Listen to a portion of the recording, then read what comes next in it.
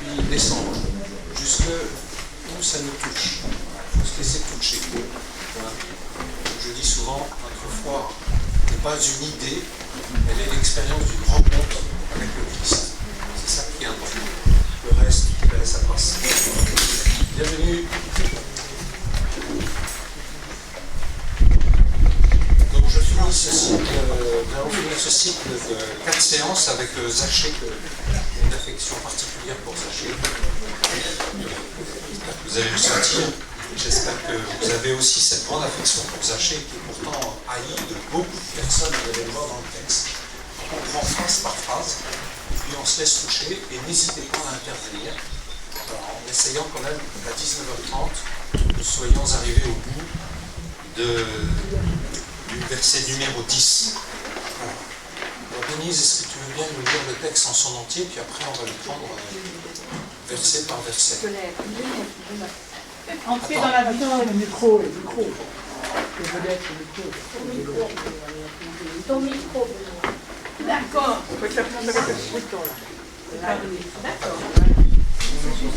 Vous entendez pas bien? Comme ça c'est mieux. Ah oui. Vous m'entendez bien? Non,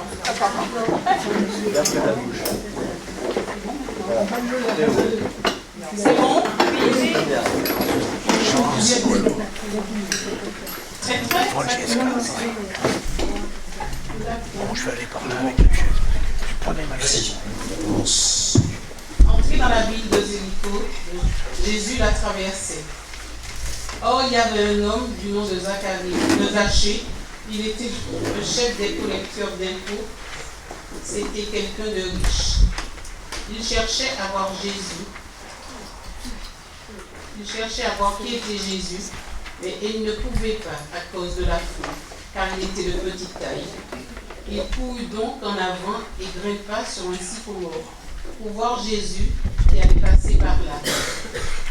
Arrivé à cet endroit, Jésus leva les yeux et lui dit: Zachée, descends vite. Aujourd'hui, il faut que j'aille demeurer dans ta maison.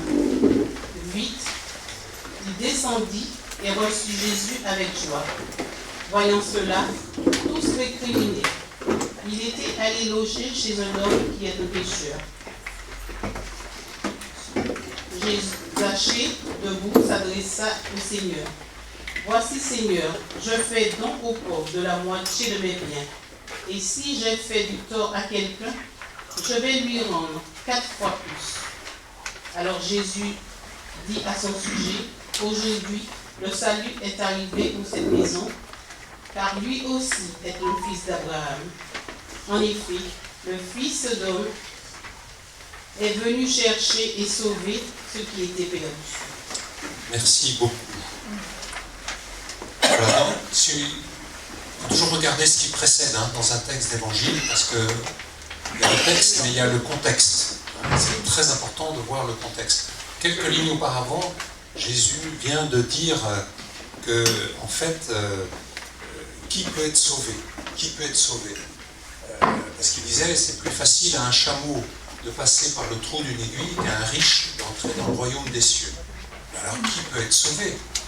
Pour nous, c'est impossible, disent les apôtres et les disciples. Oui.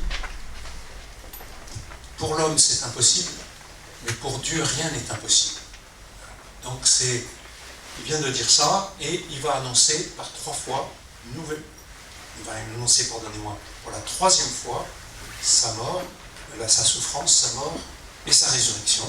Et puis après, il va guérir l'aveugle Jéricho, l'aveugle Bartimée, c'est le texte que nous avons entendu ce matin. Comme il s'approche, non, c'est pas Bartimée, il vient guérir un aveugle. Chez Saint-Luc, on ne sait pas que c'est Bartimée, c'est chez Saint-Marc. Donc il guérit un aveugle, et alors qu'il approchait de Jéricho, et voilà qu'il rentre dans Jéricho. D'accord? Donc Jéricho, c'est la dernière étape qu'il va faire avant d'arriver, de monter jusqu'à Jérusalem. Jéricho, c'est une oasis très importante, un lieu de carrefour, un lieu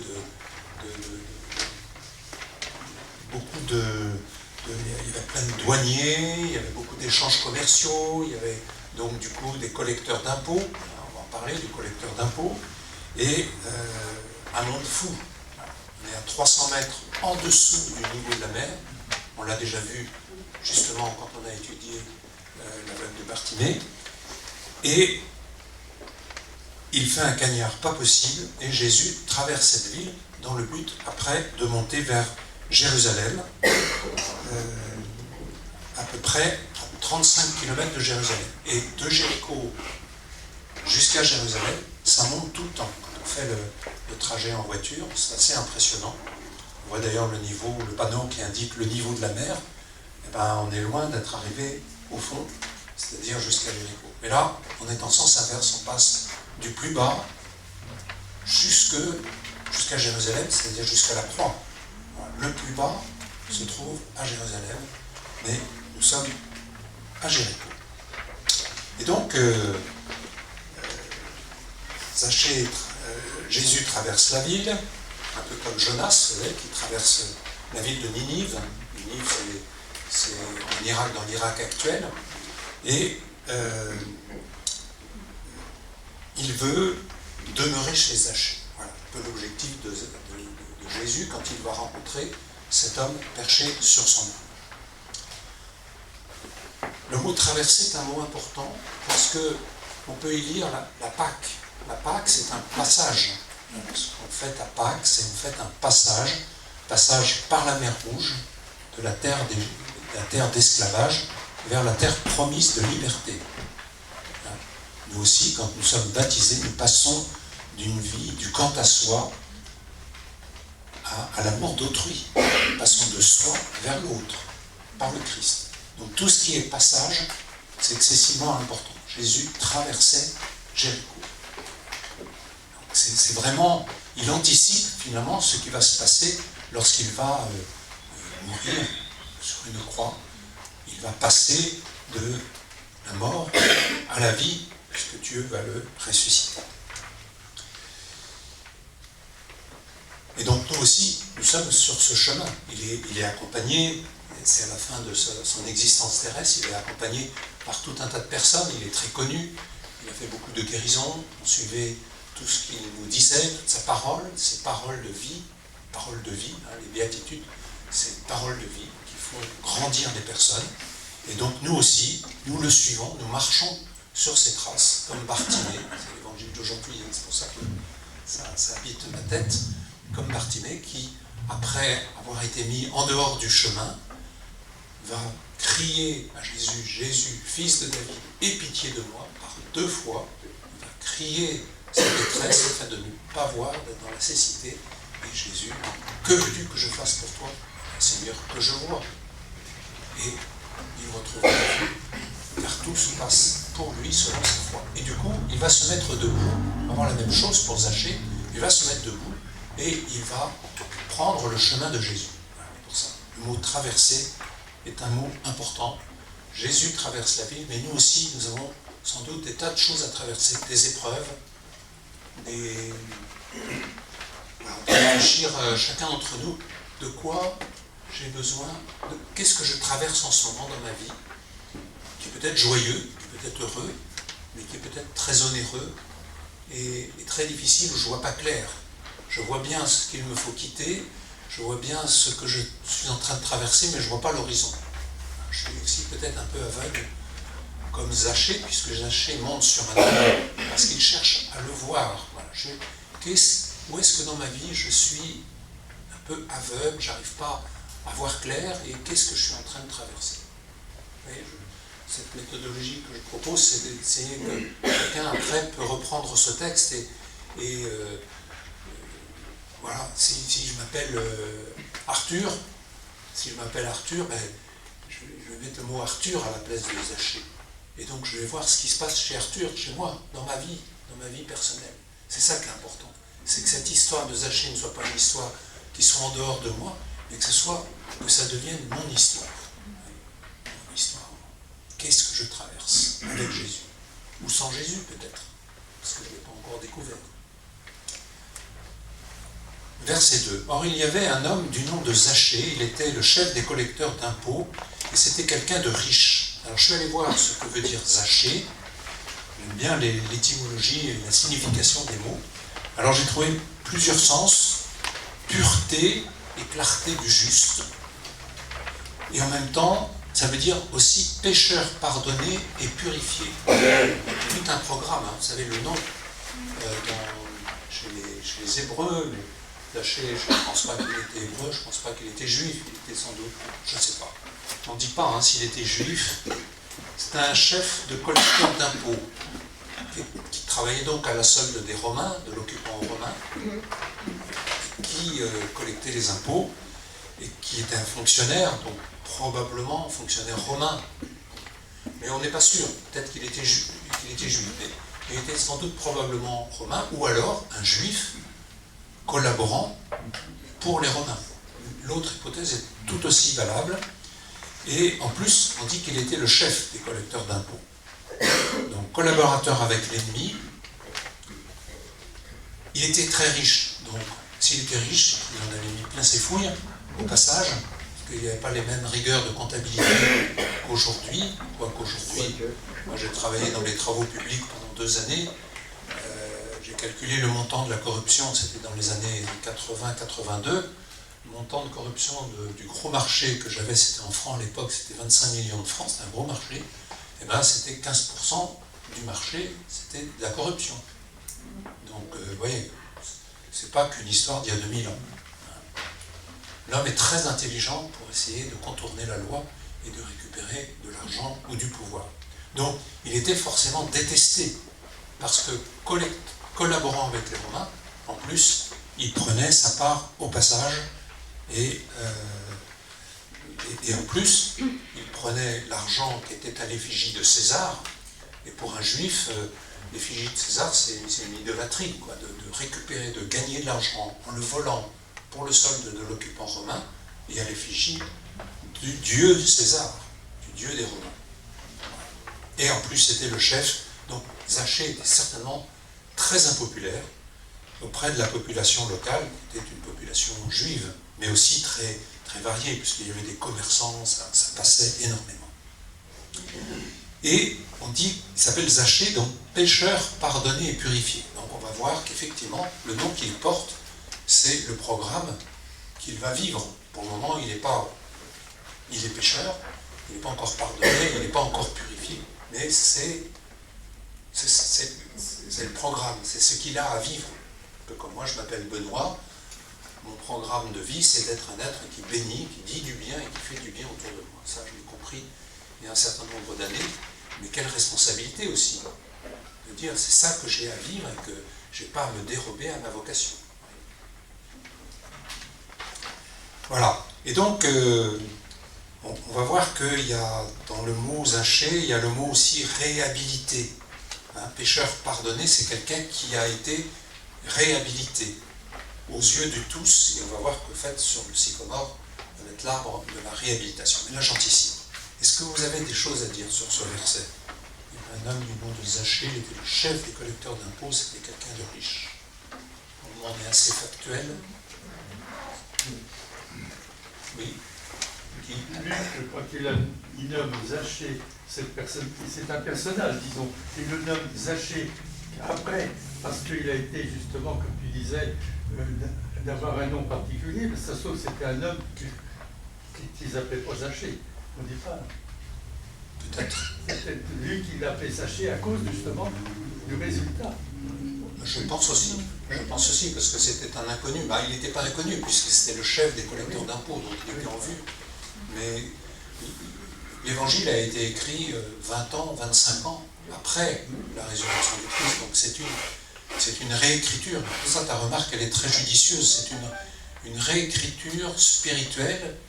Comment les disciples qui ont vécu de la résurrection du Christ, à la suite de sa mort et sa résurrection, pendant 10 ans, 20 ans, 25 ans, ont fait l'expérience de vivre avec le Christ absent, non plus visible avec les yeux extérieurs, mais avec les yeux du cœur, et ils ont repris des événements qu'ils ont vécus avec le Christ, et qu'ils ont après reconstruit. De même que moi, si je suis témoin d'un accident de la route, les policiers vont venir me trouver et vont me demander de voir ce que j'ai vu, ce que j'ai entendu, peut-être aussi récolter des témoignages d'autres personnes, parce que je n'ai pas vu toute la scène, ou je l'ai vu d'un certain angle, qui est forcément faussé. L'autre jour, avec les prêtres, on était 30 prêtres, c'est une journée de convivialité, et moi j'ai fait de la pétanque avec mes confrères prêtres, on était 8, et à un moment donné, j'ai passé les boules à un confrère, et j'étais l'arbitre. Et j'ai bien vu qu'en me mettant à tel endroit, je voyais que c'était la boule du camp, mettons A, qui avait gagné, et si je me mettais de l'autre côté, c'était la boule du camp B. Donc, un événement est toujours sujet à interprétation. Et donc, c'est une reconstruction, effectivement. Mais je crois que ça dit un petit peu le statut des Écritures. Et c'est pour ça que nous ne sommes pas... Nous avons un rapport à l'écriture tout à fait différent des musulmans. Les musulmans, ils prennent le Coran comme un donné brut. On n'a même pas le droit de le traduire, parce que traduire, c'est interpréter, c'est transcrire, c'est changer le texte. Il faut l'écouter en arabe. Parce que nous, le statut même de la parole de Dieu, c'est de l'interpréter, précisément. Et c'est pour ça qu'il faut que nous, aujourd'hui, on écrive notre propre page d'évangile. Moi, Benoît, je me mets à la place de Zachée, et c'est ce qui m'est proposé, c'est de vivre ce qu'a vécu Zachée, moi, pécheur, d'être réhabilité dans ma vie de fils de Dieu, de pécheur, pardonné et purifié. Alors il cherchait, au verset 3, à voir qui était Jésus, mais il ne pouvait pas à cause de la foule, car il était de petite taille. En disant ça, je pense au congrès eucharistique de Lourdes, où je cherchais un peu ma vocation, et j'avais participé à un groupe de ce qu'on appelait le groupe, c'était au moment des débuts des TGV, alors on l'avait appelé GTV, groupe témoin vocation. Et donc on m'avait demandé, on avait mis en place une scène dans le camp des jeunes, et c'était Zachée précisément, et on m'avait demandé de jouer le rôle de Zachée, car il était de grande taille. J'ai un souvenir assez mémorable de cela, c'était pas... Alors, Zachée veut voir Jésus. Et qu'y a-t-il derrière ce désir? Moi, je veux voir Jésus. J'ai un désir, je cherche. Un chercheur, voilà, je cherche. Est-ce que c'est de la curiosité? Est-ce que c'est quelqu'un qui cherche confusément un sens à sa vie, qui sent bien que sa vie est un échec, qu'elle ne repose que sur du vide? Est-ce que l'argent qu'il a volé, qu'il a amassé, est-ce que ça comble l'homme qu'il est? Il cherche. Sans doute qu'il y a un grand vide dans sa vie. Il est un peu l'emblème de la réussite pour les gens locaux, mais il est à la fois envié, les gens aimeraient bien aussi avoir du fric, mais il est aussi honni. Et donc, il y a peut-être un creux dans son âme, un creux. Son désir profond n'est sans doute pas assouvi, il cherche. Et nous sommes tous des chercheurs de Dieu. Celui qui croit avoir trouvé Dieu, qui croit avoir des réponses à tout, c'est qu'il est déjà à moitié mort. Et un chercheur de Dieu, Dieu aime ceux qui cherchent. Et il s'en fiche de savoir où ils en sont, s'ils en sont très très loin ou tout proche. L'important, c'est d'être en route, de se mettre en route et de chercher. Et donc, il est quand même courageux, parce qu'il va braver le camp d'Iraton, voilà, le chef des collecteurs d'impôts, qui va monter sur un arbre. J'anticipe un peu, mais il est quand même courageux. Il a le courage de braver le camp d'Iraton. Et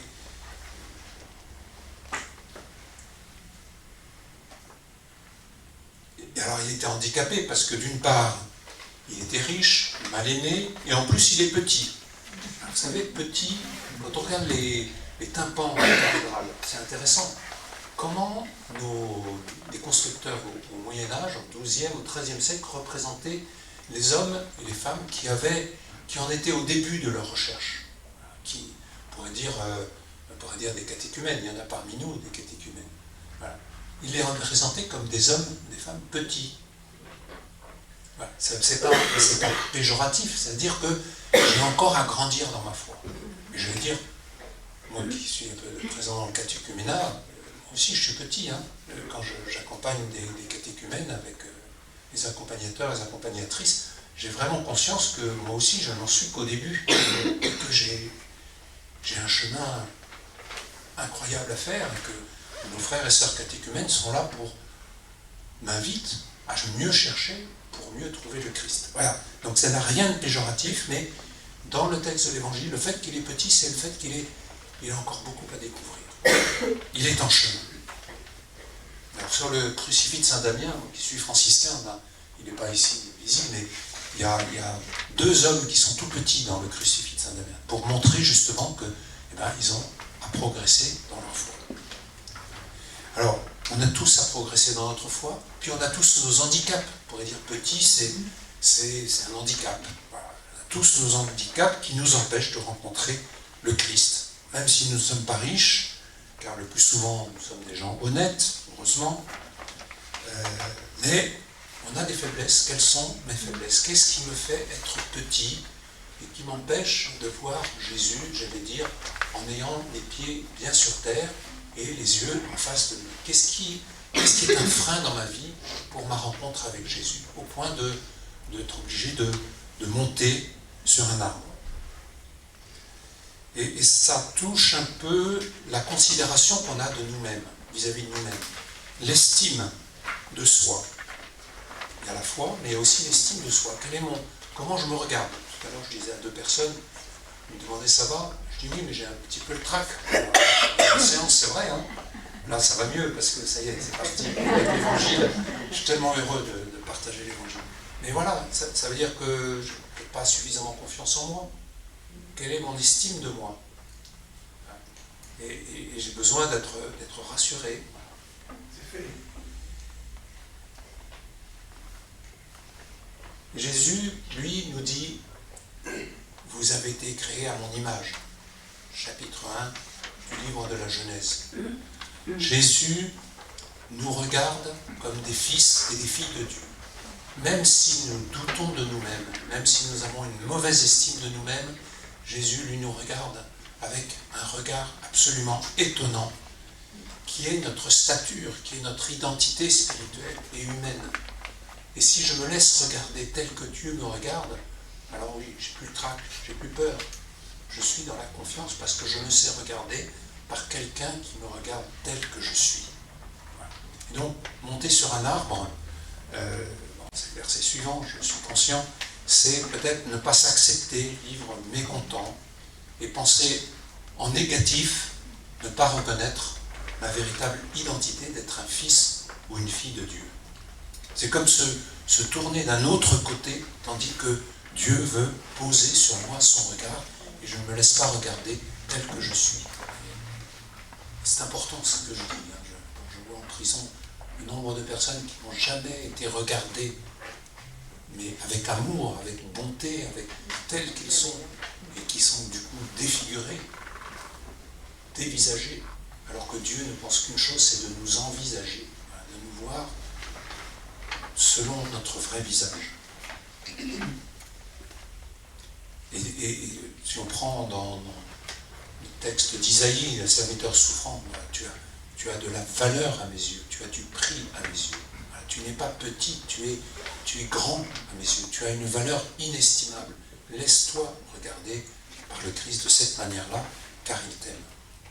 Et personne n'est petit aux yeux de Dieu, personne n'est insignifiant aux yeux de Dieu, puisque précisément Jésus va s'arrêter au pied de cet arbre, de ce sycomore, parce qu'il va donner, finalement, lui qui est accompagné par une foule immense, il va s'arrêter pour n'avoir pour seul intérêt que cette personne. Tu as de la valeur à mes yeux, et ta valeur est inestimable. Le pape François l'a dit au JMJ de l'été 2016. Avez-vous quelque chose à dire sur ce verset? Cherchez à voir qui était Jésus, mais il ne pouvait pas à cause de la foule, car il était de petite taille. Et la foule, on peut pas voir aussi ce qui nous empêche de grandir, les épis de... Comment ça s'appelle? Ces épis qui sont toxiques et qui poussent avec la bonne récolte. L'ivraie. L'ivraie. La foule, c'est aussi, elle peut être étouffante, la foule. Alors il sort de la foule. C'est bon ça, sortir de- pouvoir sortir de... tous ces, je pense que tous ces épis de toutes sortes qui sont étouffants. Alors on est déjà dans le verset 4. Il courut donc en avant et grimpa sur un sycomore pour voir Jésus qui allait passer par là. Ouais. Alors justement, je vais aller voir aussi ce que veut dire sycomore en hébreu, shikma en hébreu, je le texte en hébreu là. En fait, c'est intéressant, je trouve. C'est un arbre d'une très grande envergure qui peut faire facilement 20 mètres de hauteur. Et aussi, les branches basses peuvent se développer. Voilà, il ne monte pas qu'en hauteur, il monte aussi en largeur. Et il était connu sous le nom de figuier d'Égypte. Voilà, je n'ai pas la peine de voir toutes les occurrences dans l'Ancien Testament. Et il est le symbole de la réhabilitation. Parce que quand on coupe ces branches, les branches recoupent. Les branches repoussent, pardon. C'est intéressant. Voilà. Quand le fait de couper, d'émonder, c'est voilà, pour produire davantage de fruits. Et donc, ça repousse. Et même quand il est enseveli dans le sable, il continue de croître. Voilà. Même quand je suis en dessous de tout, même quand je suis enfoncé par mes épreuves, il y a l'espoir que ça peut repousser. Je trouve que c'est très beau. En plus, le sycomore était réservé pour enterrer les pharaons à l'époque. C'est-à-dire qu'il était un arbre noble, très noble, qui porte, justement, qui préserve le fait d'enterrer des pharaons. C'était pour les considérer comme immortels. Même morts, ils sont encore présents dans la pyramide. Donc, l'arbre de la réhabilitation. Vous voyez, Zachée, un pécheur qui va être pardonné, justifié, purifié, et il monte sur un arbre pour être réhabilité.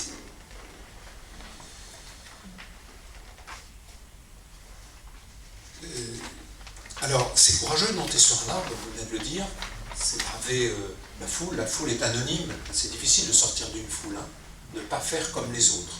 Donc, en ce sens, il est très courageux et il use de sa liberté. On l'a dit, il n'a pas peur du qu'en dira-t-on, et il ose braver, même passer pour un ridicule. Voilà, cet homme de petite taille qui monte sur un sycomore. En même temps, il y a quelqu'un qui m'a dit récemment pendant la visite de l'évêque, c'est un proverbe africain, celui qui monte sur un arbre montre son derrière. C'est un petit peu, pas vulgaire, mais un petit peu quand même.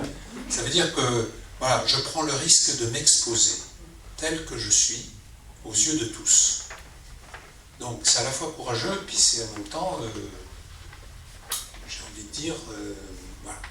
Est-ce que c'est la meilleure manière de faire que de s'exposer comme ça au vu et au su de tout le monde?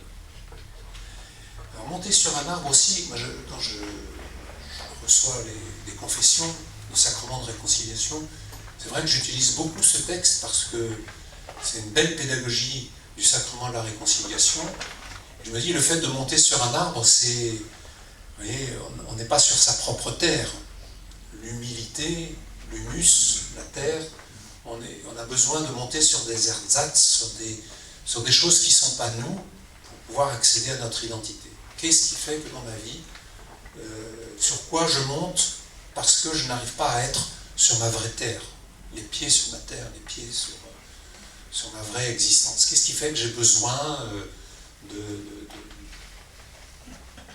d'autres choses, par exemple, ceux qui ont des addictions à l'alcool, à la drogue, aux jeux, aux écrans, etc., fait que j'utilise les réseaux sociaux, on peut en être vraiment complètement prisonnier. Hein. C'est vraiment un problème, les réseaux sociaux. Plus ça va, plus je découvre que c'est une vraie difficulté dans la relation. Qu'est-ce qui fait que j'utilise ça pour... j'utilise des sites de rencontres, par exemple, et en fait, je ne rencontre pas les gens. Je suis hyper seul. Je suis même malheureux, j'y passe les nuits. Ah non, c'est pas mon cas. Je fais ça à la première personne. C'est pas mon cas, heureusement. Voilà. Qu'est-ce qui me fait décoller de mon réel? Et du coup, je cherche à remplir un vide et qui ne se remplit pas bien souvent. Alors lui, il va pouvoir, on va voir ce qui va se passer, il va pouvoir remplir ce vide. Et ça rend triste, hein, de ne pas être ce que l'on est, d'utiliser des moyens qui ne sont pas nous pour devenir nous. Et c'est un leurre. Voilà, on remplit un puits sans fond, et plus on le remplit, plus ce puits se creuse. Voilà, j'ai beaucoup réfléchi à ça, parce que dans la prison, je suis confronté à beaucoup de phénomènes d'addiction, Il y et a c'est certains triste. dangers aussi, on peut tomber là. On peut tomber d'un arbre. Il y a un risque au départ. Ça m'est arrivé. Quand on monte dans un arbre, on s'élève aussi, on prend de la hauteur, donc on peut voir plus loin. Ouais. Et c'est aussi une façon de s'élever par rapport à sa condition de terrien. Donc on peut tout lire. C'est bien interpréter comme vous voulez, pour vous. Si on a besoin de monter sur un arbre pour prendre de la hauteur par rapport aux événements, ça peut être aller faire une retraite dans un monastère. Et c'est très positif. Et ce qui est bien avec l'évangile, c'est que c'est jamais c'est bien, c'est mal. Oh, c'est pas bien, mon cher petit, hein, c'est pas bien ce que tu as fait. Vous ne trouverez jamais ça dans l'évangile. C'est toujours une parole de vie, où tu en es, et là où tu en es, je te propose de vivre mieux. Peut-être avec moins, comme dit le pape François dans son encyclique Laudato Si, peut-être vivre avec moins, mais vivre mieux. Là, je trouve que pape François, il était très inspiré lorsqu'il a dit ça. Donc si j'ai besoin de prendre de la hauteur, de couper avec mon téléphone portable pendant 8 jours, pour faire l'expérience de vivre sans cet écran, d'aller prendre du temps pour marcher, dormir plus, aller prier, aller lire une page d'évangile, je vais voir le bénéfice que ça va créer dans ma vie. Et cette hauteur que j'ai prise va me permettre de me montrer vers quelle direction aller pour vivre mieux. Donc tu as raison Frédéric, c'est ni positif ni négatif. Chacun peut y trouver sa manière de monter sur l'arbre de la réhabilitation. Pour être mieux réhabilité, restaurer, revivre. Parce que Jésus va toujours dans le sens de la vie. Qu'est-ce qui pour toi va dans le sens de ta vie? Je propose, tu es libre. Il y a une parole, c'est dans le Deutéronome, je crois. Hein. Tu as ce chemin-là. Qu'est-ce qui va te donner la vie? Choisis la vie. Je n'ai pas de volonté sur toi. Nous ne vivons pas soumis à la volonté de Dieu comme si nous étions prédestinés à vivre tel chemin et pas tel autre. Dieu n'a pas de volonté sur nous. C'est pour ça que je ne dis jamais dans les oraisons Dieu tout-puissant, Dieu dont l'amour est tout-puissant. Il n'exerce aucune volonté de puissance sur nous, mais il a un désir que nous vivions mieux. Voilà. Et ça, c'est très beau. Ça. Avec Dieu, on ne sera jamais culpabilisé, on ne sera jamais dans l'ordre du c'est permis, c'est défendu. On sera dans l'ordre d'une proposition de vie. Et donc, il cherche. Et pour chercher, il a besoin de monter sur un sycomore. Et donc, il y a différentes des tangentes de fuite, mais il y a aussi des lieux qui sont nécessaires pour pouvoir mieux le trouver. Qu'est-ce qu'on peut dire aussi sur ce verset? Moi, je voudrais revenir sur le verset 3. Ils disent ils ne pouvaient pas à cause de la foule. Donc ça peut être la foule aussi des sentiments ou de son histoire qui nous submergent ou qui nous encombrent. Donc c'est sortir de la foule des idées ou des pensées qu'on a constamment pour laisser la place à l'autre ou au Christ. Très intéressant. C'est sortir du prêt-à-penser dans une société qui nous met dans des moules. Voilà, on regarde moi j'arrive plus à regarder les journaux télévisés parce que je me sens pris par un moule. Je préfère choisir un journal que je lis qui me permet d'avoir justement de prendre de la hauteur et de ne pas être dans ce prêt-à-penser. On doit penser comme ceci et pas comme cela. Mais c'est très difficile aujourd'hui de résister à ce prêt-à-penser. Je suis d'accord avec Frédéric, parce que la foule, ça peut être la vie là actuellement qu'on voit avec tout ce qui peut nous attrister et nous empêcher de voir l'amour de Dieu pour nous. Et la joie qu'on peut en avoir, nous, de se sentir aimé pour avancer. Donc moi, Benoît, quelle est la foule qui m'empêche de voir Jésus, qui m'empêche de vivre mieux, qui m'empêche d'être, heureux. C'est ça. La foule, c'est anonyme, hein, c'est redoutable une foule. Qu'est-ce qu'on peut se sentir seul dans une foule? J'ai fait cette expérience l'année dernière. J'étais parti avec 7 amis d'Orsay, j'ai bien connu Orsay, on est parti à Naples. C'est une jolie ville, hein, je vous recommande Naples. Mais alors, dans le centre-ville de Naples, il y avait un monde, mais il fallait jouer des coudes pour arriver à marcher. Mais j'ai pas mis un quart d'heure à être étouffé par cette foule. C'est redoutable. J'ai senti une solitude, alors qu'il y avait, je sais pas quoi, 50 000 personnes, 100 000 personnes, on sait rien. Je me suis senti seul là-dedans. Alors que dans un monastère, passer une journée complète dans la solitude d'une cellule, ou dans le bois, ou dans la chapelle, je respire. C'est quoi la foule qui m'empêche de vivre et de trouver Jésus? La foule, ça peut être n'importe quel obstacle. Bien sûr. On dit la foule, ça peut être n'importe quel obstacle. C'est le rejet aussi des personnes qui ne sont pas comme nous, comme la généralité. Il est petit, donc la foule le rejette parce qu'il est petit, l'empêche de voir en fait. Et c'est une forme d'obstacle, de rejet. Moi je le vois comme ça. Vous avez entendu ce qu'a dit Jocelyne? Pas trop. La foule, ça peut être tous les petits, les handicapés, tout ça. Non, tous ceux qui se considèrent au contraire comme importants, qui font bloc et qui rejettent. Et qui rejettent le petit, le mal-aimé, c'est ça. On peut être grand et petit à la fois. La foule, c'est aussi se jouer des coudes, le chacun pour soi. Il suffit de voir pour rentrer dans le métro, on voit même pas le temps de descendre, il faut pas descendre parce qu'il y en a qui montent déjà. C'est chacun pour soi aussi.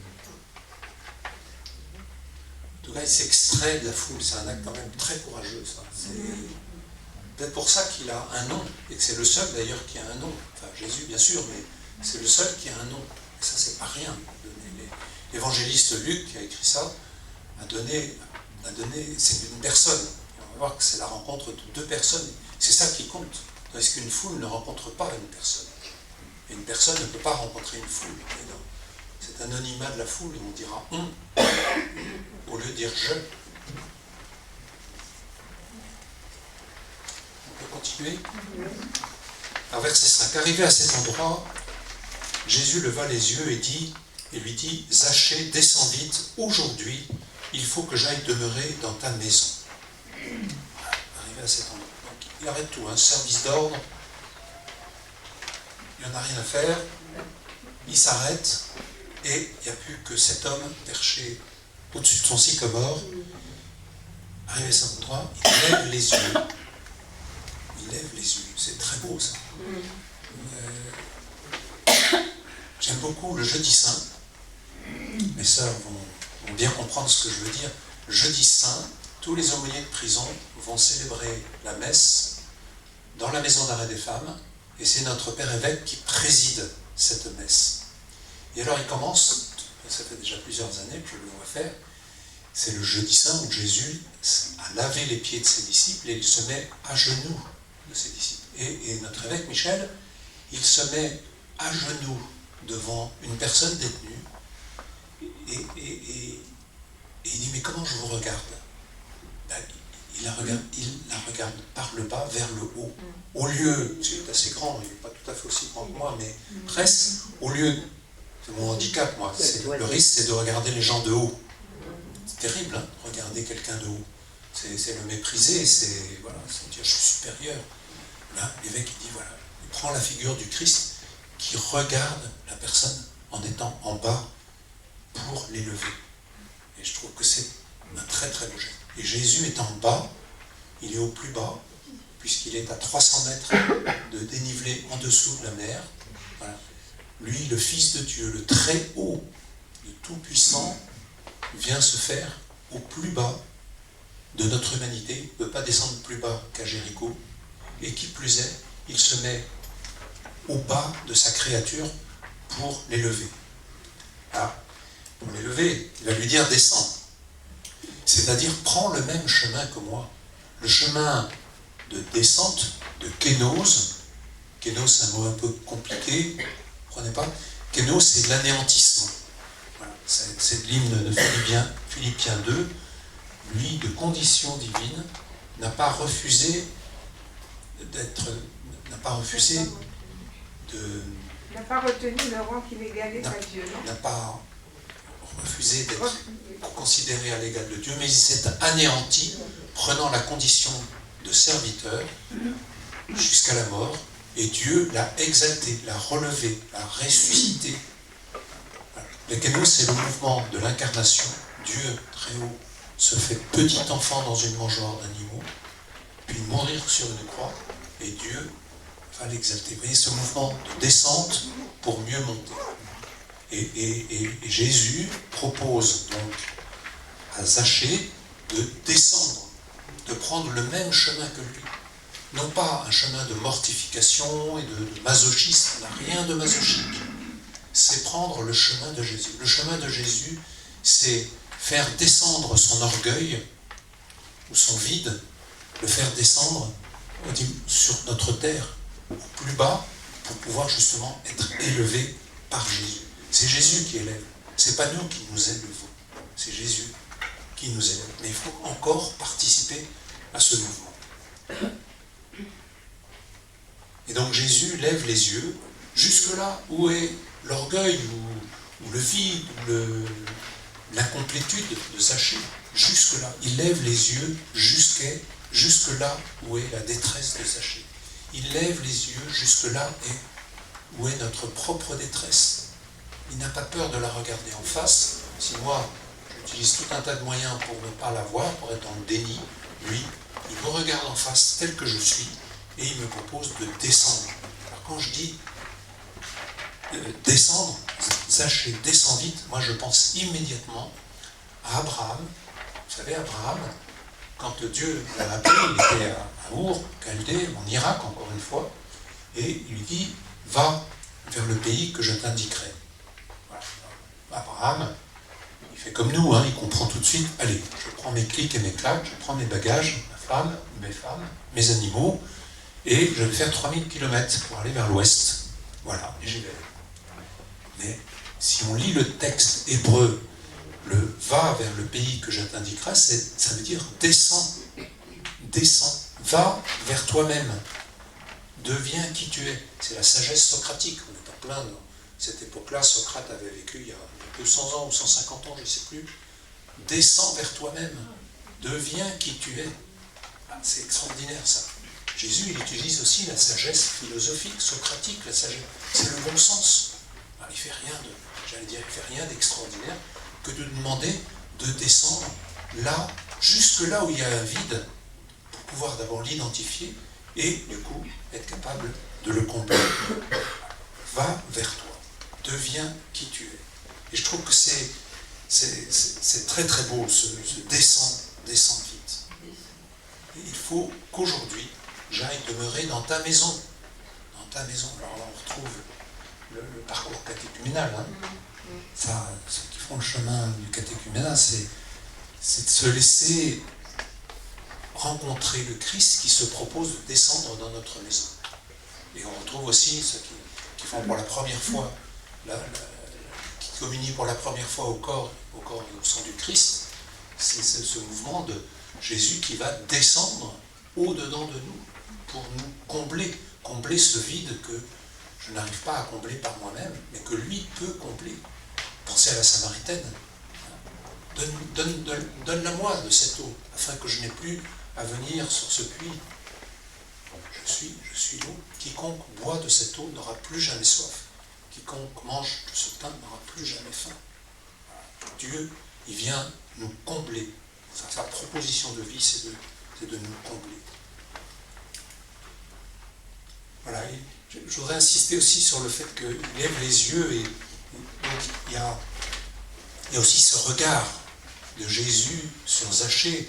Zachée se laisse regarder par le Christ et Zachée regarde certainement aussi Jésus. Il cherchait à voir qui était Jésus.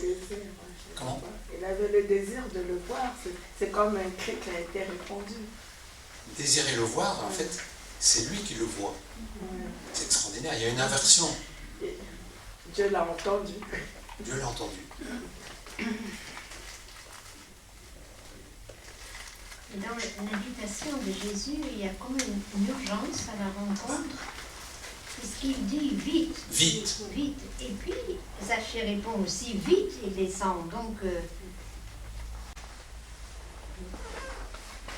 l'invitation, c'est pas demain, c'est maintenant. C'est pas dans quelques jours.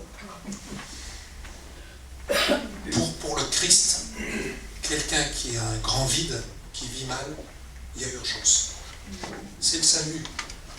Il ne peut pas attendre. Il ne peut pas attendre en disant, voilà, j'attends 2 ans, j'attends 3 ans, hein, que tu aies fait tout un chemin. C'est tout de suite. Quelqu'un est perdu, je laisse les 99 brebis, c'est dans le chapitre 15 de Saint-Luc, là on est au chapitre 19, je laisse, séance tenante, les 99 brebis, et je vais à la recherche de celle qui est perdue. C'est tout de suite.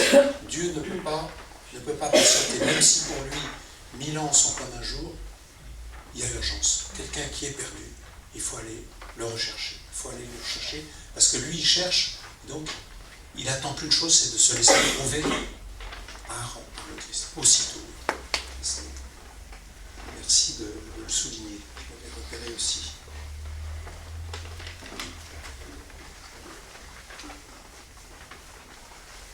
Voilà, qu'est-ce qu'on peut dire d'autre? Je trouve que c'est assez magnifique, ce aussitôt, ce fait que Jésus n'a qu'une attention, c'est pour celui qui est perdu. Il l'appelle par son prénom, donc il y a une espèce de vocation. Quand on dit Zachée, c'est un appel, c'est une vocation. Ta vocation, c'est de descendre, et c'est de te laisser habiter par moi. Tu as un grand vide dans ta vie, laisse-toi habiter par moi. C'est pas cherche à me prendre, cherche à me capter, non, laisse-toi habiter.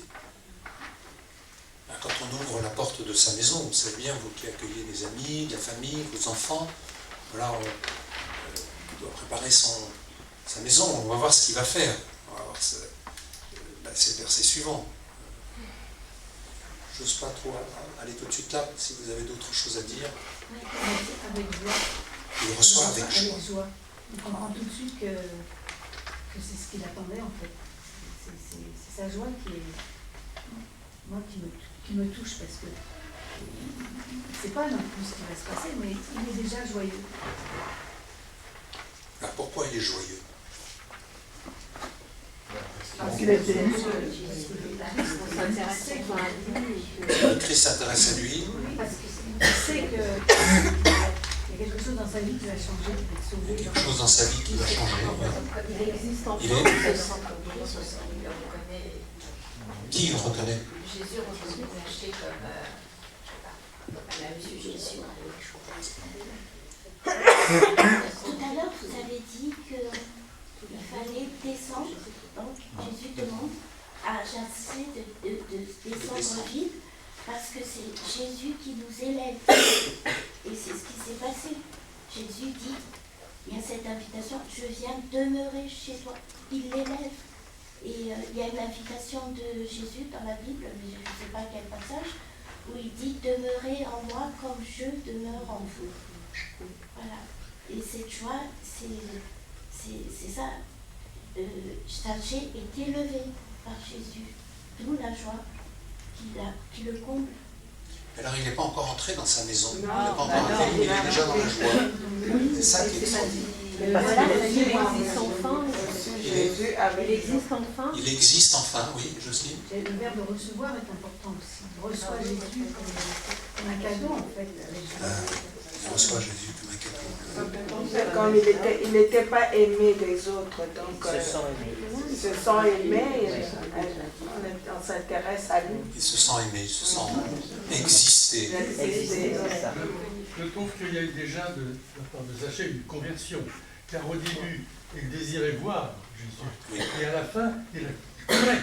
Il allait, donc déjà, il était mordu. Oui. Pour être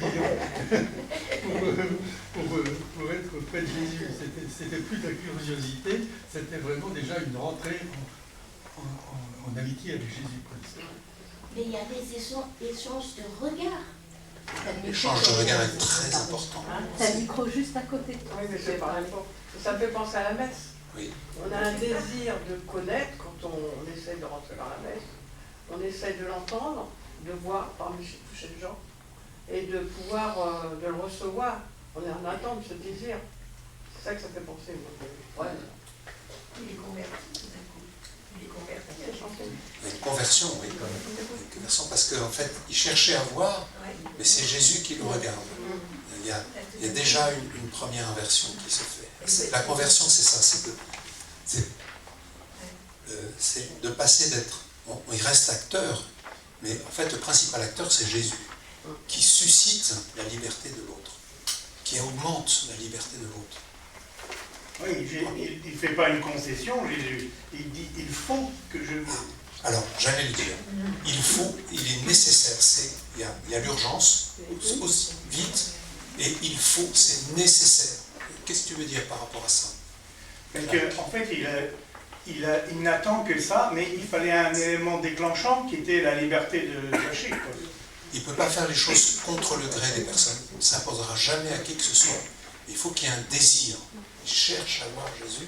Et Jésus, lui, alors là, il s'engouffre dans ce désir de se laisser trouver, quoi. Et là, il y va. Il faut, c'est nécessaire. Il y a un grand vide dans cet homme. C'est absolument nécessaire. Et il y va. Il laisse la foule, l'anonymat de la foule. Il y a quelqu'un qui compte ses achats. Mais il faut déjà qu'il descende de son âme. Et la liberté est toujours, même si on est appelé, et quand on est appelé, notre liberté est toujours respectée. Et quand on répond à l'appel, notre liberté est augmentée. Je crois que notre monde a du mal à comprendre ça, parce que notre monde s'est coupé de toute dimension transcendantale. Et donc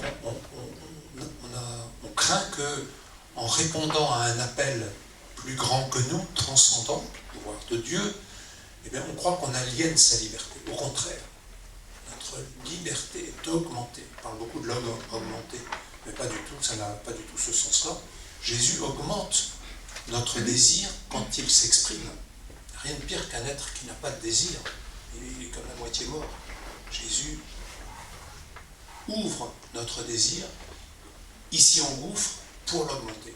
Et du coup, pour augmenter notre capacité d'exercer notre liberté. Jamais il va enfreindre notre liberté. Ça, c'est fondamental. Jamais un gourou. Jésus ne sera jamais un gourou. Ce passage, il dit bien que, en fait, c'est la rencontre avec le Christ qui vient changer nos vies. C'est la rencontre avec le Christ qui vient changer nos vies. Tout à fait. Jésus, en disant à Zachée, descendez, il se rapproche de Zachée, il le met à sa hauteur, au même niveau. Voilà. Alors, verset 6, vite, il descendit et reçut Jésus avec joie. Voilà. C'est un très beau verset parce qu'on a un condensé du parcours chrétien, catéchuménal. Voilà, c'est de descendre à la hauteur du Christ. C'est de quitter ce qui nous empêche de le voir, de descendre et de le recevoir. Et surtout de le recevoir. C'est-à-dire de commencer une relation personnelle. Qui on reçoit chez soi?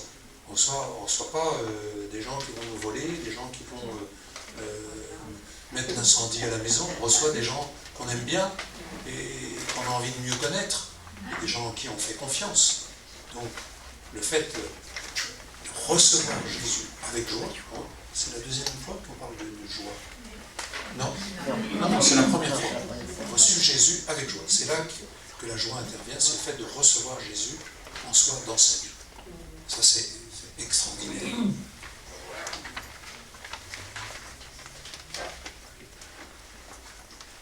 Et puis, le fait que Jésus est venu partager la table d'un pécheur.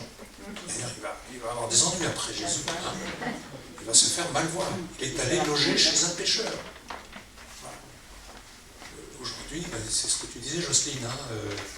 Tous ceux qui sont, tous les riches, là, les soi-disant, je ne parle pas en termes financiers, mais les gens riches d'eux-mêmes, ils vont juger ceux qui, les trans, les petits, les migrants, aujourd'hui, il y en a des foules qui qui juge important. Et bien Jésus, il va jusque-là. Qu'est-ce que ferait Jésus aujourd'hui s'il venait? Il irait loger chez qui? Et ça serait le scandale, peut-être pour nous les chrétiens, hein. Peut-être qu'on ne l'accepterait pas. Ce qu'il ferait. Et alors, vous voyez, le pape François, il n'est pas très aimé partout. Hein. Il propose une bénédiction pour les personnes homosexuelles. Vous avez vu les réactions en Afrique et autres. Bon, peut-être qu'il a été un peu maladroit, trop vite, sans concertation. On peut voir la méthodologie, peut-être, mais vous voyez les réactions, c'est des points sensibles, ça. Non, mais c'est parce que souvent on ne comprend pas. En fait, qu'est-ce qu'il a dit? Bénir les personnes. Voilà.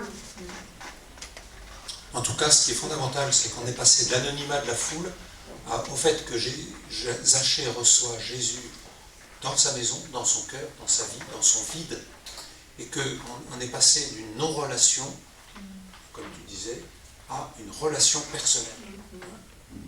Notre foi, ce n'est pas une religion, c'est l'expérience de la rencontre d'une personne qu'est le Christ. Ce n'est pas une religion, c'est une religion. Il y a des rites, il y a bien sûr, on va à la messe, on a des rites, et c'est nécessaire d'avoir ça. C'est absolument nécessaire. Mais la rencontre personnelle de Jésus, elle est fondamentale. Si je ne fais qu'accomplir des rites, très vite, je vais m'étouffer, enfin, je ne vais plus supporter ces rites, s'ils sont dénués, coupés de la relation personnelle avec le Christ.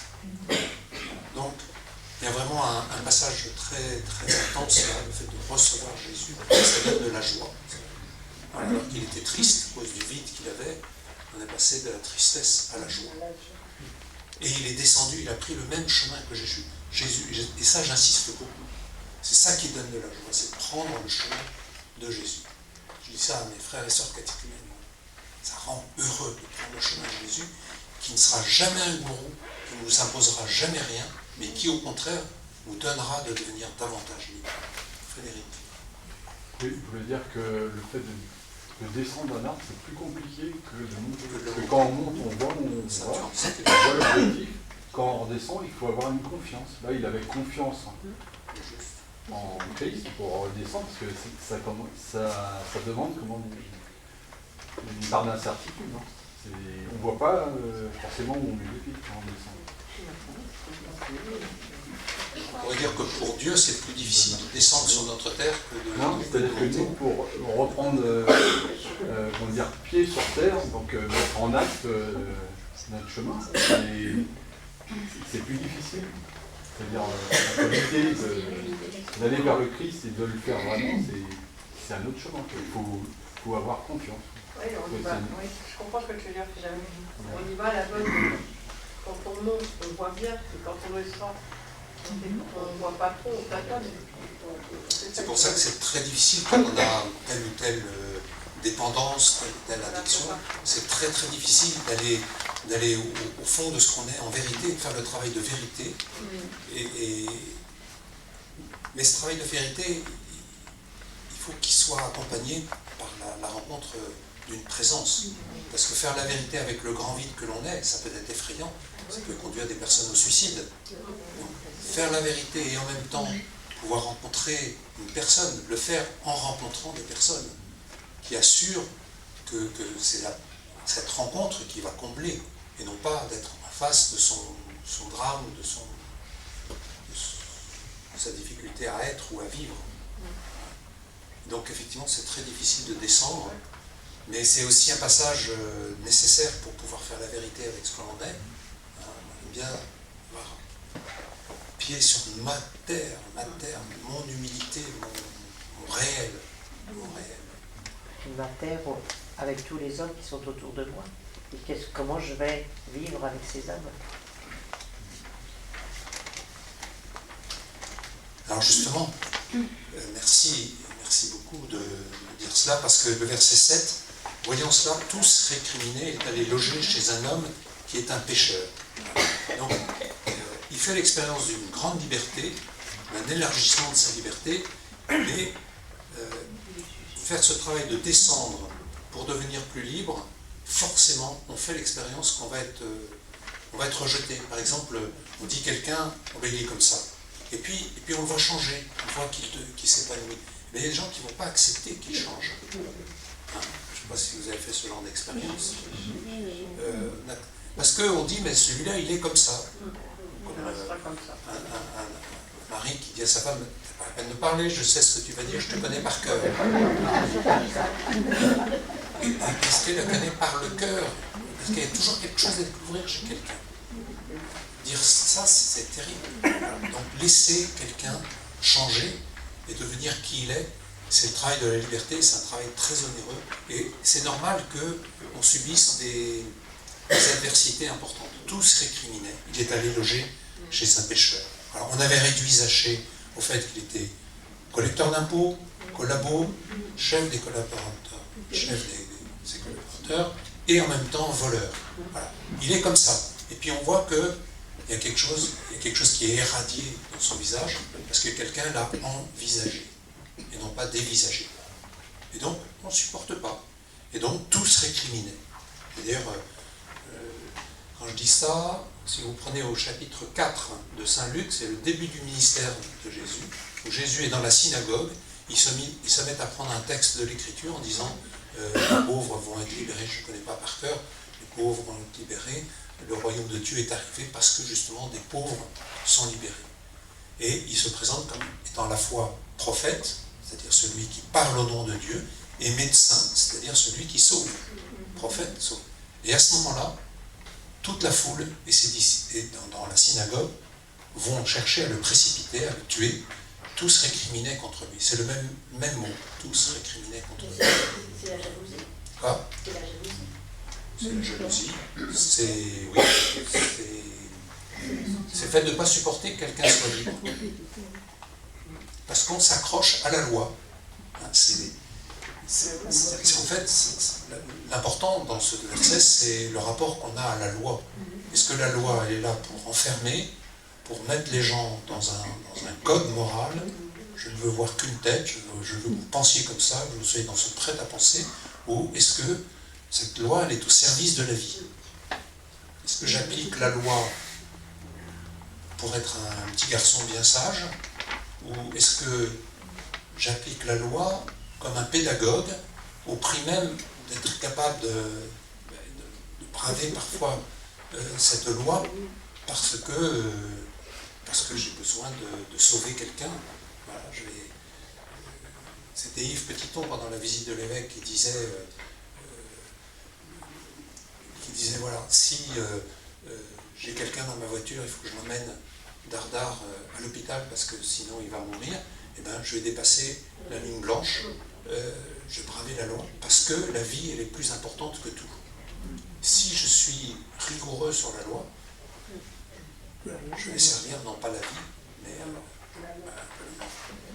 donc je pense que nous, on est aussi souvent dans cette foule, justement. Et comment est-ce qu'on regarde celui qu'on a a priori déjà jugé? Et la loi juive interdisait de fréquenter les impurs. On l'a vu ça l'autre jour. Hein, on ne fréquente pas les impurs, c'est interdit par la loi. Et bien, Jésus, il dit, c'est la personne qui m'intéresse. C'est pas son péché qui m'intéresse. C'est la personne même qui m'intéresse. Et moi, ce qui m'intéresse, c'est d'aller chercher celui qui est perdu. Un pécheur, je le dis souvent, c'est quelqu'un qui est perdu, et un pécheur pardonné, c'est quelqu'un qui se laisse refaire par Dieu. Excusez-moi, je rabâche, mais c'est tellement important. On retrouve ça aussi dans Saint Matthieu au chapitre 5. Dieu fait lever son soleil sur les bons et sur les méchants. Il dit, oui, c'est très important, soyez parfaits comme votre Père Céleste est parfait. Les gens qui sont stricto sensu dans la loi, ils vont dire, j'applique la loi stricto sensu et je serai parfait. Tandis que Jésus, il dit, non, soyez parfaits comme votre Père Céleste est parfait, parce qu'il fait pleuvoir sa pluie sur les bons comme sur les méchants. Autrement dit, être parfait, c'est pas avoir toutes les qualités, c'est pas être dans l'application rigoureuse de la loi, c'est d'aller aimer les bons comme les méchants, comme le Christ le fait. Lui, il est venu pour toute personne, sans exclusive. Et même, il a une préférence. qui n'est pas aux dépens des autres, qui n'est pas aux dépens des 99 brebis, mais il va prendre des risques immenses pour aller chercher la brebis qui est perdue. Il va prendre des risques immenses pour aller loger chez Zachée, et il laisse toute la foule, voilà, qui du coup va récriminer parce qu'elle-même ne s'est pas réjouie de ce qu'une personne ait été sauvée alors qu'elle était perdue. Et il reste dans cette catégorie de quelqu'un qui a commis un péché, des péchés, et donc il faut le laisser dans son péché. Le pape François dit ceci, je l'ai noté: ils pourront vous juger comme des rêveurs parce que vous croyez en une humanité nouvelle, qui n'accepte pas la haine entre les peuples, ne voit pas les frontières des pays comme des barrières et garde ses propres traditions sans égoïsme ni ressentiment. Ne vous découragez pas, avec votre sourire, avec vos bras ouverts, prêchez l'espérance et soyez une bénédiction pour l'unique famille humaine, quelle qu'elle soit. J'aime beaucoup cette phrase. N'ayez pas peur, n'ayez pas peur. Vous savez, soyez miséricordieux, vous obtiendrez miséricorde. Être miséricordieux, c'est donner du cœur là où il y a de la misère. Pourquoi il y a des aumôniers de prison? Pourquoi il y a des aumôniers d'hôpitaux? Pourquoi l'Église a cette passion d'aller vers les... Pourquoi il y a des personnes parmi nous qui vont s'occuper des migrants, qui sont sans papier, qui sont rejetés par tous, ou quand on va en préfecture, c'est le serpent qui se mord la queue, et on demande une somme de papier incroyable, on leur demande un domicile, mais justement, on ne peut pas avoir de domicile puisqu'elle est sans papier. Enfin voilà. Voilà, et il récrimine, et la personne est seule devant le drame avec les bénévoles qui l'accompagnent. Et Jésus a cette passion pour ceux qui sont perdus, que la foule des bien-pensants ne peut pas aider. Moi, je pense qu'il faut qu'on s'arrête sur le mot « voyant cela » pour nous-mêmes. Parce que, vraiment, quand on reste dans notre idée sur quelqu'un qu'on a vu qui était pas bon, qui était son sujet, le mot « voyant cela » nous appelle à regarder comme Jésus les autres personnes, et même le jour où ils changent, il faut s'en réjouir et non pas s'en offusquer, et savoir reconnaître que toute personne peut changer.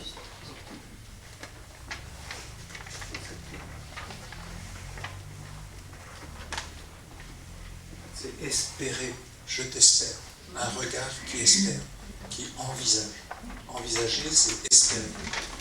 C'est très important. On va continuer parce qu'il est déjà 19h10, verset 8, Zachée debout s'adressa au Seigneur, voici, je fais don aux pauvres de la moitié de mes biens, et si j'ai fait du tort à quelqu'un, je vais lui rendre 4 fois plus. Alors qu'est-ce qui vous frappe là? Je n'ai pas envie de parler là. Debout. Ah, ça veut dire quoi, debout? Il est ressuscité, il est debout. Ça j'aime bien quand à la messe on se met debout. On dit qu'on est devenu libre par le Christ. Le Christ nous rend libre, on se met debout. On n'est pas en position statique, on est debout pour marcher avec le Seigneur vers les autres. Allez dans la paix du Christ, allez, marchez dans la paix du Christ. Voilà, il est debout. C'est le signe de la résurrection, précisément. Et puis qu'est-ce que vous voyez d'autre? Il reconnaît qu'il a fait des erreurs dans sa profession. Il reconnaît ses torts. Donc, mais souvent on a tendance à croire qu'il était qu'un voleur, mais en fait il dit « et si j'ai fait du tort à quelqu'un ?» C'est pas comme s'il avait fait que ça quand même. Hein. Oui, alors ça dépend des versions. Moi sur la feuille j'ai mis « je fais ». Ah oui, si j'ai fait du tort. Tu as raison. Il a déjà donné la moitié. S'il donne encore 4 fois plus, s'il a fait ça, il n'en aura pas assez. Hein. Si Parce qu'en fait, on peut, dans nos vies, il faut chercher à comprendre comment on vit, comprendre le bien qu'on fait, mais comprendre aussi nos péchés, comprendre ce qu'on ne fait pas bien, mais savoir aussi qu'on ne peut pas tout comprendre. Il y a une grande humilité. Parce qu'on n'est pas tout puissant envers nous-mêmes. Ça, c'est très très important. Si j'ai fait du tort, parfois on fait du mal, on ne se rend pas compte, on ne le sait pas. On ne se rend pas compte, on peut passer, par exemple, on peut passer à côté de quelqu'un parce qu'on est fatigué, parce qu'on est pressé, et on s'aperçoit que on ne s'aperçoit pas qu'en fait on l'a blessé parce qu'on ne l'a même pas regardé, on ne lui a même pas dit bonjour. Ça peut être extrêmement blessant, ça. C'est ce qu'on appelle le péché par omission. Le péché par action, par omission. Par action, par pensée. Par action, en pensée, par parole, par omission. Ça a du sens, hein, même si aujourd'hui peut-être ça paraît à certains désuet, mais ça a du sens. Péché par omission. Je n'ai pas fait ça, mais je ne m'en suis pas rendu compte. Parce que c'est un péché. Mais si j'ai fait du tort, effectivement. Donc, il y a le signe de la conversion. Il se convertit là. Convertir, c'est tourner, changer. Parce qu'il était riche, il gardait tout pour lui, et là, en fait, il a vraiment le désir de partager déjà la moitié. C'est énorme. C'est réparer si c'est possible. C'est pas toujours possible. Hein. Quand tuer quelqu'un, c'est pas possible de réparer. Si, on peut réparer dans son cœur, on peut réparer par des actes de bonté envers les personnes de la famille. Il y a des choses qu'on peut réparer, mais on ne peut pas toujours réparer. Quand on a eu un conflit avec un de ses enfants, avec une personne proche, et puis qu'on a essayé de demander pardon, et puis que ce pardon n'est pas reçu, et qu'il y a un fossé total qui s'est créé, on n'arrive pas, voilà, le pardon, on n'arrive pas à le réparer. C'est terrible, hein. Très difficile parce que le pardon, c'est une affaire ça doit être des deux côtés. C'est donné pour être reçu, c'est reçu pour être donné. Voilà. Donc, si j'ai fait du tort, je vais réparer, et puis je vais partager. Voilà. Lui qui est riche, il partage. Voilà. Il y a vraiment une conversion. On verra après. J'ai résumé toutes les conversions qu'il y a dans ce texte. Je continue, s'il vous plaît. Alors Jésus dit à son sujet, aujourd'hui le salut est arrivé pour cette maison. Aujourd'hui. Aujourd'hui, vite, il faut que j'aille demeurer chez toi. Et aujourd'hui, le salut est arrivé pour cette maison. Voilà, qu'est-ce qu'on peut dire de ça? C'est quand même Jésus qui a fait le premier pas. C'est beau, mais Zachée, il en a fait un autre. On peut dire qu'il a fait quand même aussi le premier pas en allant sur l'arbre pour chercher à voir Jésus, mais c'est Jésus qui a pris l'initiative de la rencontre. Jésus nous précède toujours. Hein. Pour ça, je crois beaucoup en un Dieu providence, non pas parce que je vais demander de réussir un examen qui va me combler, mais il me précède toujours. Je sais qu'il est là où je suis. Quels que soient mes chemins d'errance, là où je suis, il sera là. Et je n'ai pas de risque de ne pas le trouver. Il sera toujours là où j'en suis. Même si je tombe très bas, il sera là. C'est ça le sens de « il est descendu aux enfers ». Même dans mes enfers, Jésus me rejoint. Donc ça, c'est plein d'espérance. Et cette... comment dire, Zachée est libre. Il joue sa liberté en se laissant rencontrer par le Christ, puisqu'il est sauvé. Il était pécheur, et voici qu'il s'est laissé retrouver. Alors ça, c'est une chose que j'ai déjà développée, mais je voudrais l'insister dans ce texte, c'est que le salut, ce n'est pas seulement un acte personnel. Le salut, et c'est le verset qui va suivre, il est venu chercher et sauver ceux qui étaient perdus, donc je vais mixer les deux versets. Le salut ne se donne pas, on ne se donne pas soi-même son salut. On le reçoit. Le bonheur, on le reçoit. On a peut-être un grand vide. Il faut qu'à un moment donné, je puisse être dans le consentement de me laisser remplir par quelqu'un, par une espérance, par une parole. Vous savez, quand on chante, j'aime bien chanter. Malheureusement, depuis 2008, je ne fais plus partie des chœurs, j'en suis très triste parce que je n'ai pas le temps. Mais j'ai appris une chose en chantant, c'est qu'on est sur un rythme binaire, que mon travail en chantant, c'est de faire le vide. Et après, je n'ai pas à chercher à prendre l'air. Parce que j'ai laissé un vide dans ma vie. Comme la nature a horreur du vide, le vide je vais laisser remplir le vide. Je vais me laisser faire. Mon travail, créer un vide, créer une disponibilité, créer un désir, susciter mon désir, le travailler, l'augmenter, le faire en sorte qu'il soit le plus ouvert possible. Et après, je n'ai plus à travailler, je n'ai qu'à accueillir celui qui va combler mon désir. Je n'ai pas à le prendre, comme Marie-Madeleine au tombeau, vous savez, ne me retiens pas, ne me saisis pas, mais va trouver mes frères. Je n'ai pas à chercher à prendre le salut, j'ai à l'accueillir. Le Fils de l'homme est venu chercher et sauver ce qui était perdu. Être sauvé, c'est se laisser retrouver par Dieu. Le salut est donné par Dieu. Le salut est un don, c'est un cadeau de Dieu. Ce n'est pas Zachée qui est la cause de son salut, quoi qu'il ait fait. Mais pourtant, c'est son attitude d'accueil, son attitude de disponibilité qui est indispensable pour que le salut arrive aujourd'hui. Dieu ne nous sauvera pas malgré nous-mêmes. Il nous propose son salut, et si j'y suis disposé, si j'y suis disponible, ce salut adviendra parce que je le laisserai rentrer comme quand j'ai créé ce vide, l'air viendra en moi, et c'est ça qui me permettra de chanter de façon la plus harmonieuse possible. Mais quelle espérance, vous vous rendez compte?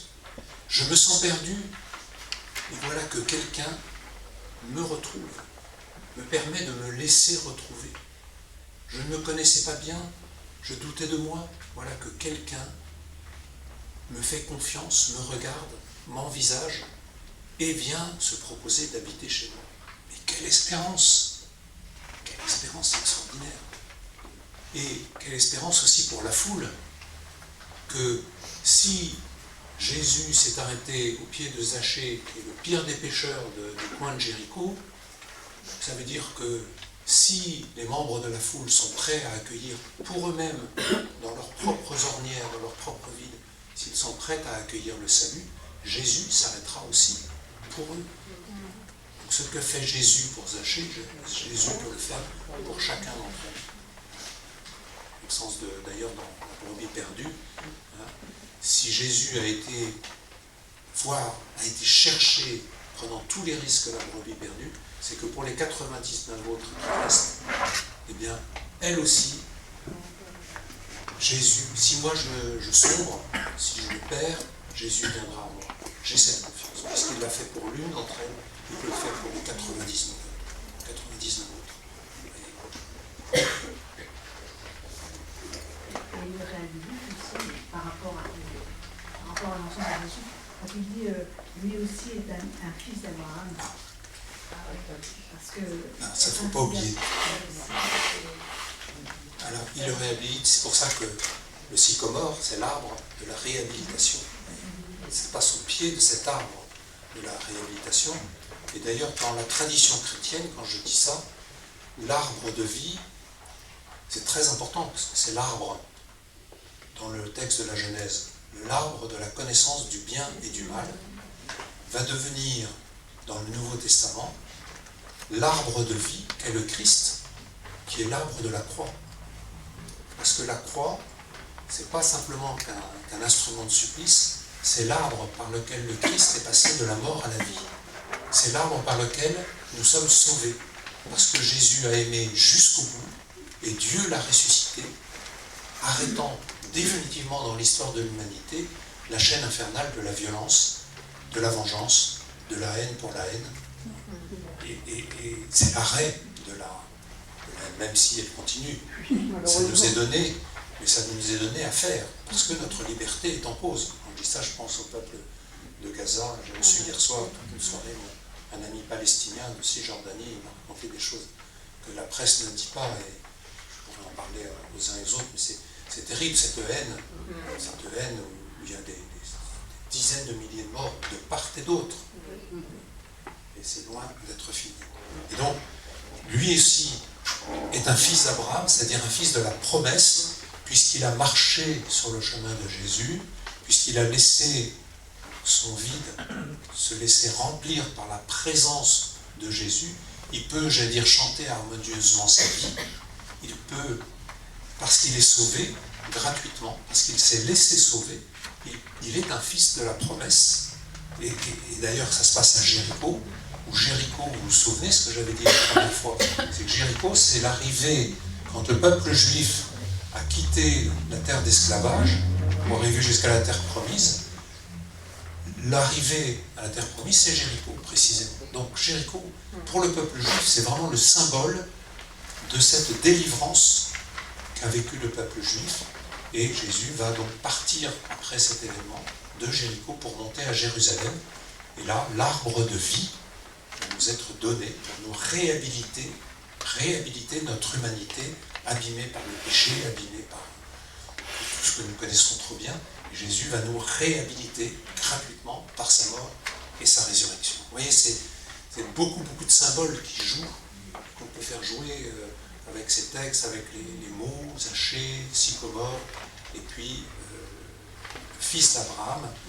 C'est ça. On pourrait traduire d'ailleurs le fils de la promesse. La promesse, c'est que nous soyons tous sauvés. Tous. Faites pleuvoir la pluie sur les bons comme sur les méchants. Est-ce que quelqu'un ne sera pas sauvé? C'est une vraie question. On est en train de réfléchir. Est-ce que tous nous irons au paradis? Il y a une chanson qui dit nous irons. C'est de qui? C'est oui, c'est qui a chanté cette chanson? Paul Polnareff. Voilà. Mais c'est quand même une vraie question. Il l'affirme quand même dans une chanson, mais est-ce que c'est vrai? Moi j'y crois. Est-ce que c'est vrai que nous irons tous au paradis? Est-ce que c'est vrai que ce qui est fait pour Zachée sera fait aussi pour chaque membre de notre humanité? Pour moi, parfois je doute, mais la foi me fait croire me fait recouvrir ce doute d'une profonde espérance. Que oui, même moi, puisque Zachée a été sauvé, mais moi je peux l'être. Chacun d'entre nous.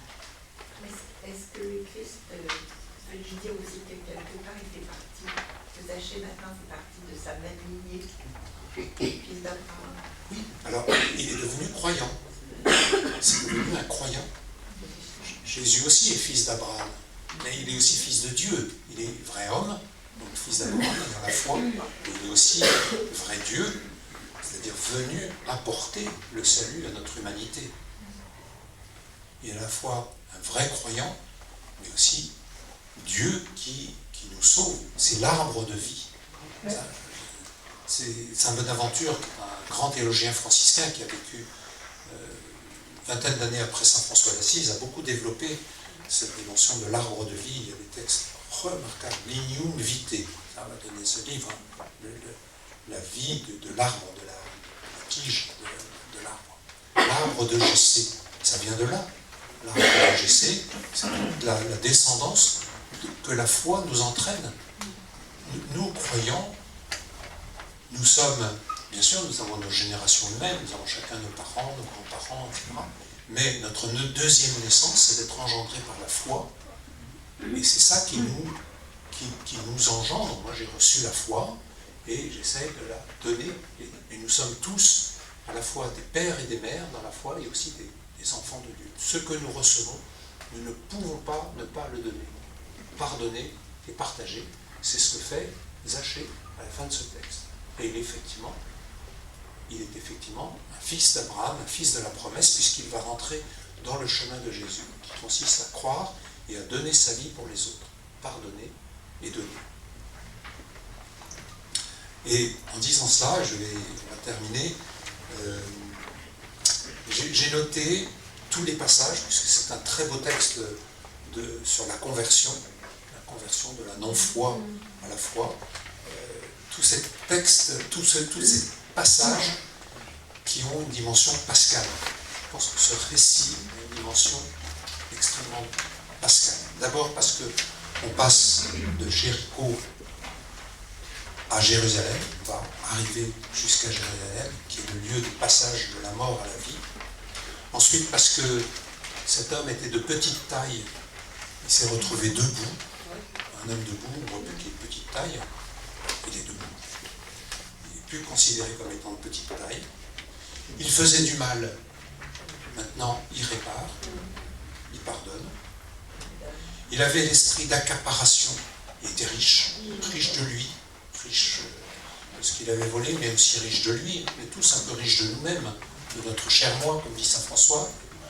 Il partage, il passe du prendre à donner. Il passe de l'incroyance à la foi. Il passe du non-voir à se laisser regarder. Tout ça, c'est une dimension pascale. Il passe de la tristesse que donne la possession à la joie. C'est extraordinaire. Il passe de l'exclusion à l'intégration. Alors l'intégration, le récit ne nous dit pas s'il va être intégré comme nous l'a dit Francine aux autres, parce qu'il y a la dimension sociale qui est derrière, mais le texte ne parle pas trop de cela. Bon, la foule récrimine contre lui, mais on peut espérer que certains vont changer aussi dans la foule.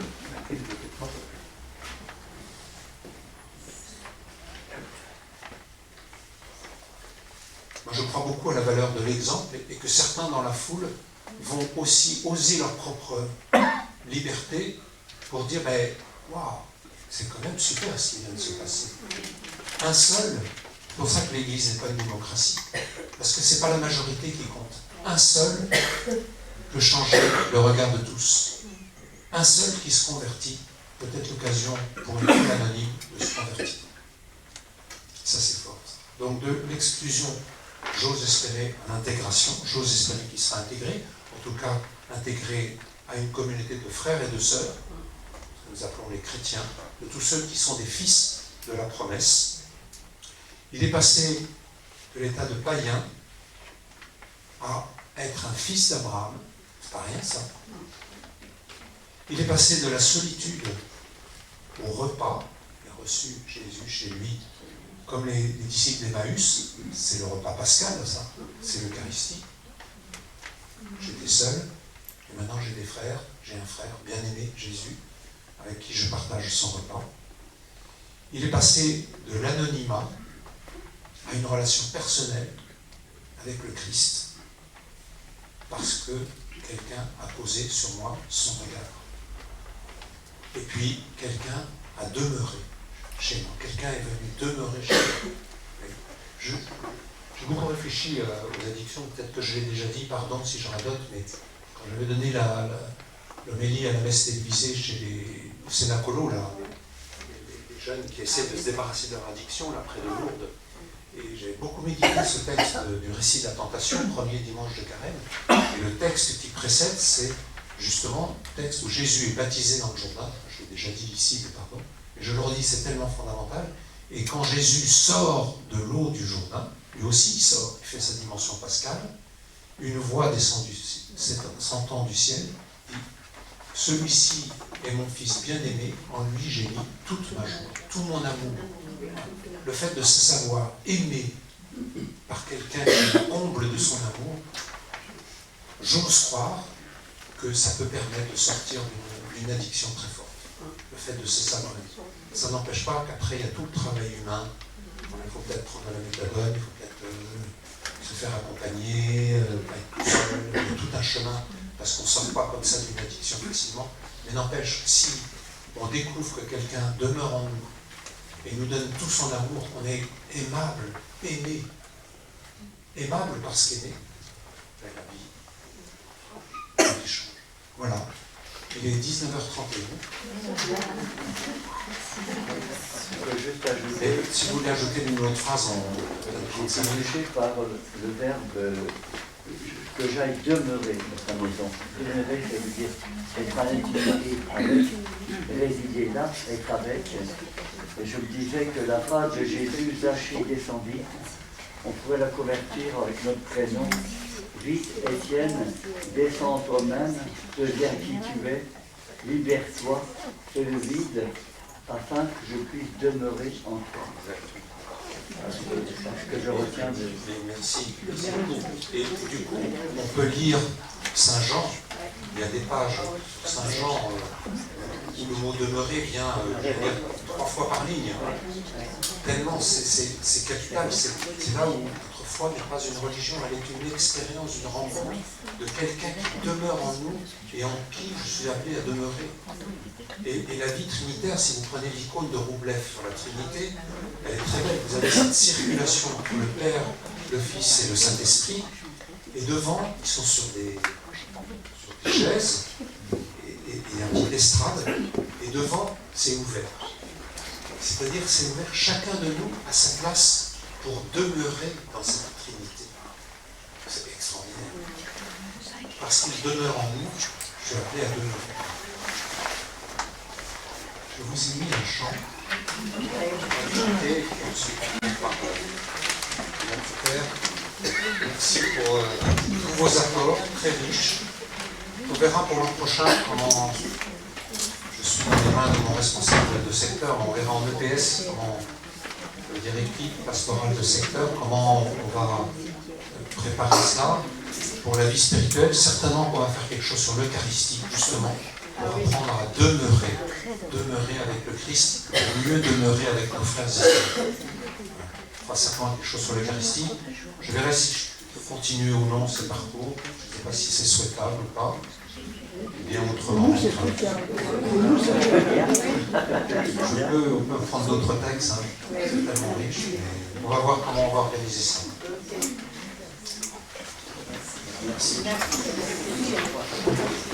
Écoute la voix du Seigneur, rêve l'oreille de ton cœur, qui que tu sois, mon Dieu t'appelle, qui que tu sois, il est ton Père, toi qui aimes la vie, oh toi qui veux le bonheur, réponds en fidèle ouvrier de sa très douce volonté.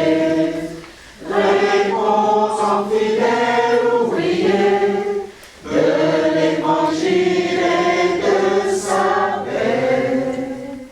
Écoute la voix du Seigneur, prête l'oreille de ton cœur, tu entendras que Dieu fait grâce, tu entendras l'esprit d'audace, toi qui aimes la vie, oh toi qui veux le bonheur, réponds en fidèle ouvrier de sa très douce volonté.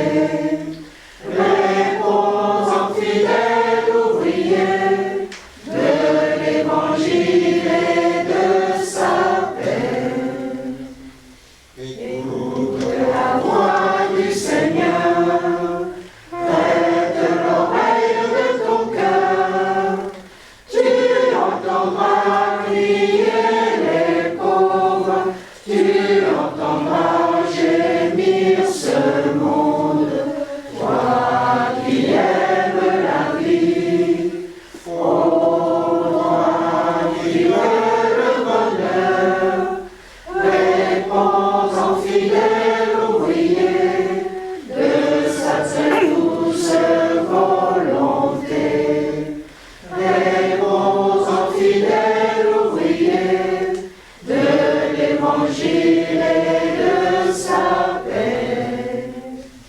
Écoute la voix du Seigneur, prête l'oreille de ton cœur, qui que tu sois, fais-toi violence, qui que tu sois, rejoins ton frère, toi qui aimes la vie, oh toi qui veux le bonheur, réponds en fidèle ouvrier de sa très douce volonté.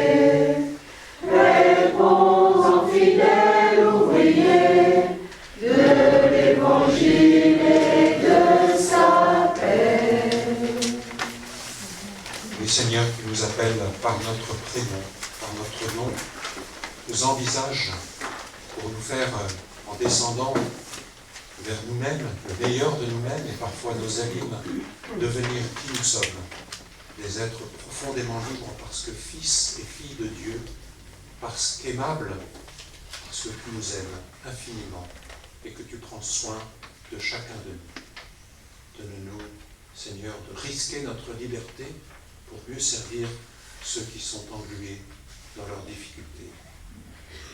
Et avec joie, nous te disons, notre Père, qui es aux cieux, que ton nom soit sanctifié, que ton règne vienne, que ta volonté soit faite sur la terre comme au ciel. Donne-nous aujourd'hui notre pain de ce jour. Pardonne-nous nos offenses, comme nous pardonnons aussi à ceux qui nous ont offensés. Et ne nous laisse pas entrer en tentation, mais délivre-nous du mal. Que le Seigneur nous bénisse et nous garde dans sa paix, au nom du Père, et du Fils, et du Saint-Esprit. Amen. Bonne soirée, à bientôt. Rangez les chaises, ça va rendre. Merci à tous.